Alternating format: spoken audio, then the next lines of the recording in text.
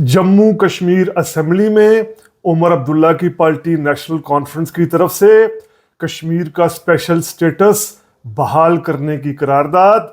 इस करारदाद में आर्टिकल 370 या 35A का जिक्र नहीं किया गया। क्यों नहीं किया गया? और मोदी की तरफ से ये कहना कि दुनिया की कोई ताकत भी आर्टिकल 370 को रिस्टोर नहीं करा सकती। क्या है ये सारा खेल? क्या है ये ड्रामा? क्या उमर अब्दुल्ला की नेशनल कॉन्फ्रेंस एक मर्तबा फिर अवाम को धोखा दे रही है आर्टिकल 370 के नाम पर या कश्मीर के स्पेशल राइट्स के नाम पर? और मोदी और बीजेपी क्यों जो ये करारदाद बिल्कुल कमज़ोर सी करारदाद है इस पर क्यों बहुत बड़ा रद्द अमल दे रहे हैं?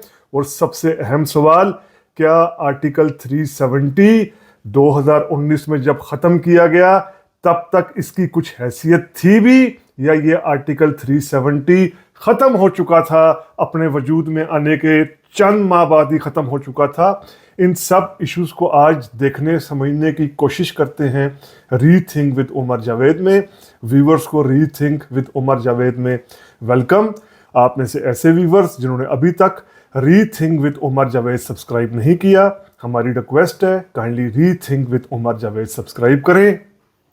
जम्मू कश्मीर असेंबली में अभी जो इलेक्शंस हुए इसमें उमर अब्दुल्ला की पार्टी नेशनल कॉन्फ्रेंस के पास चूँकि 90 सीट्स में से अक्सरियत है, ये पार्टी हुकूमत में है। जम्मू कश्मीर नेशनल कॉन्फ्रेंस उमर अब्दुल्ला की, इसके पास 42 सीट्स, इत्तेहादी जो इंडियन नेशनल कांग्रेस है 6 सीट्स और communist party of Marxist 1 seat, यानी 90 सीट्स में से 49 सीट्स इस पार्टी के इस अलाइंस के पास है जो हुक्मरान अलाइंस है, चीफ मिनिस्टर उमर अब्दुल्ला जिसकी क़यादत कर रहे हैं।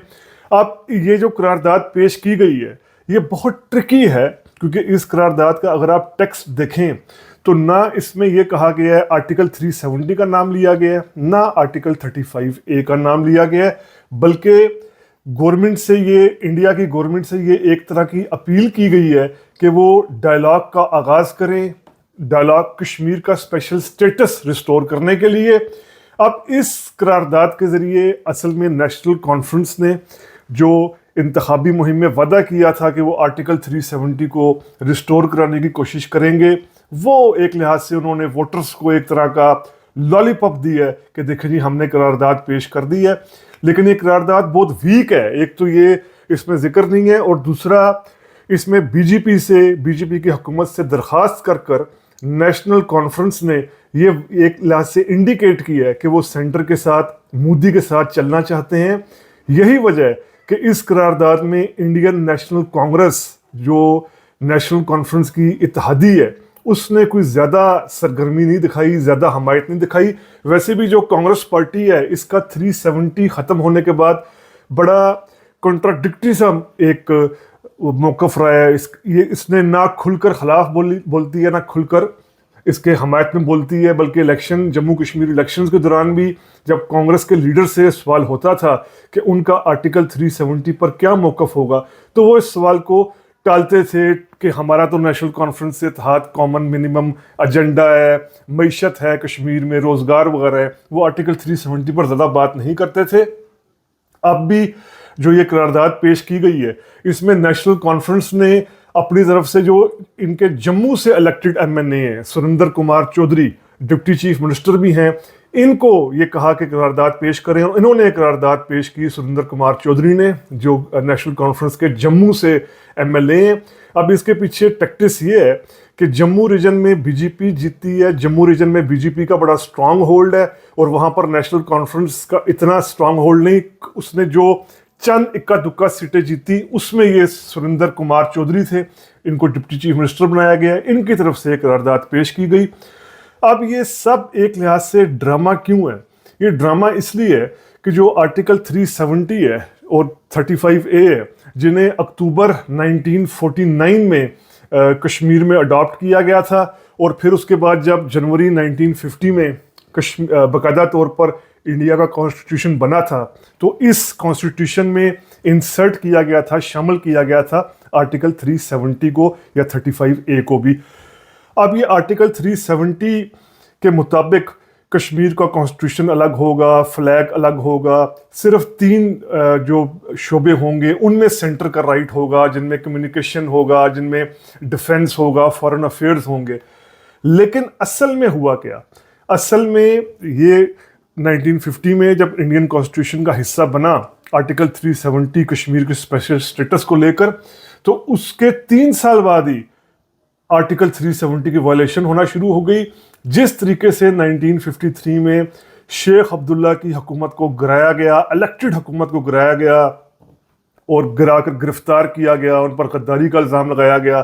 جس طریقے سے بخشی غلام محمد کو دلی کی مدد سے جموں کشمیر کا پرائم منسٹر بنایا گیا، یعنی چیف منسٹر بنایا گیا، وہ سب واضح ہو رہا تھا کہ 53 کے بعد سے ہی جو آرٹیکل 370 کی اسپرٹ تھی وہ ختم ہو گئی تھی.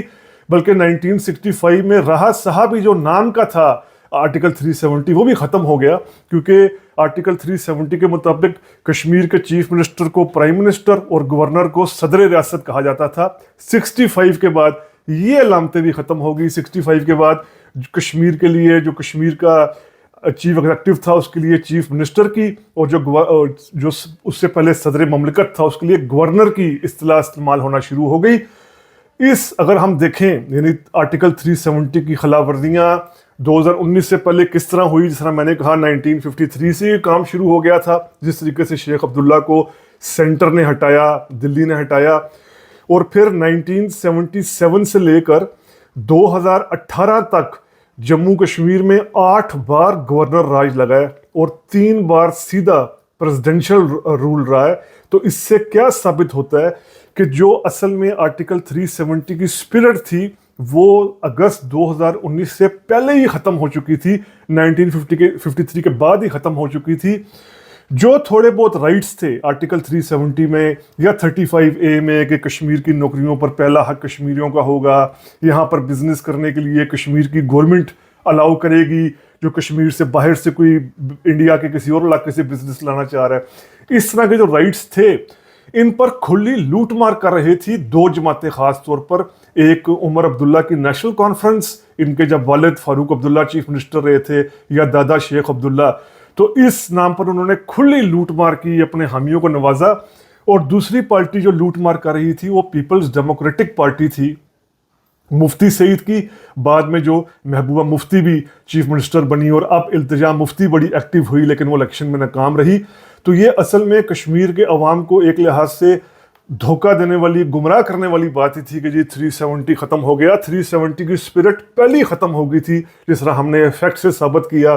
جس طریقے سے کشمیر میں حکومتیں گرائی گئی، جس طریقے سے اپنی مرضی کی حکومتیں بنوائی گئی، چیف منسٹر نام تک ختم کر دیے گئے پرائم منسٹر کے، صدر کے. برائے نام ایک جھنڈا ہوتا تھا کشمیر کا، جموں کشمیر کا الگ، جو انڈیا کے ساتھ ہی ہوتا تھا، وہ بھی خیر اب ختم کر دیا گیا.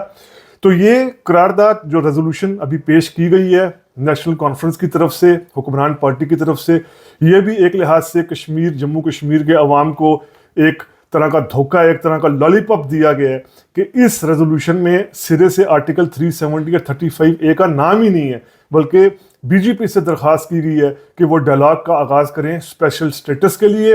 اب یہ اسپیشل اسٹیٹس اگر جس طرح مودی نے کہا ہے کچھ بھی ہو جائے آرٹیکل 370 ریسٹور نہیں ہوگا، لیکن مودی زیادہ سے زیادہ یہ کر سکتے ہیں کہ کشمیر کی اسٹیٹ ہوڈ پوزیشن کو بحال کر سکتے ہیں. جو کشمیر کا ریاستی پورا ایک سٹرکچر ختم کیا گیا تھا 2019 میں، اس کو ریسٹور کر دیں گے. یا بہت حد ہو گئی اگر نیشنل کانفرنس ان کے ساتھ چلی، نیشنل کانفرنس نے ان کے ساتھ کوئی اتحاد کر لیا، تو زیادہ سے زیادہ جو انڈیا کی کئی سٹیٹس میں آرٹیکل 371 ہے، جیسے ناگالینڈ میں آرٹیکل 371 ہے، آسام میں آرٹیکل 371B ہے، منی پور میں آرٹیکل 371 ہے، میزورم میں آرٹیکل 371G ہے، اس طرح کے، یا اروناچل پردیش میں آرٹیکل 371H ہے. اس کے تحت ان سٹیٹس کو تھوڑے بہت کچھ رائٹس دیے گئے ہیں معاشی اعتبار سے کچھ حد تک. یعنی کوئی بزنس کرنا ہے تو پھر یہ باہر سے کوئی سرمایہ کاری آ رہی ہے تو وہاں کی جو لوکل اسٹیٹ گورنمنٹ ہوگی اس کی بھی کسی حد تک مرضی شامل ہو. زیادہ سے زیادہ آرٹیکل 371 دے دیا جائے گا، لیکن یہ آرٹیکل 371 بھی کیا نیشنل کانفرنس کی لوٹ مار کے لیے استعمال ہوگا، یہ دیکھنا پڑے گا.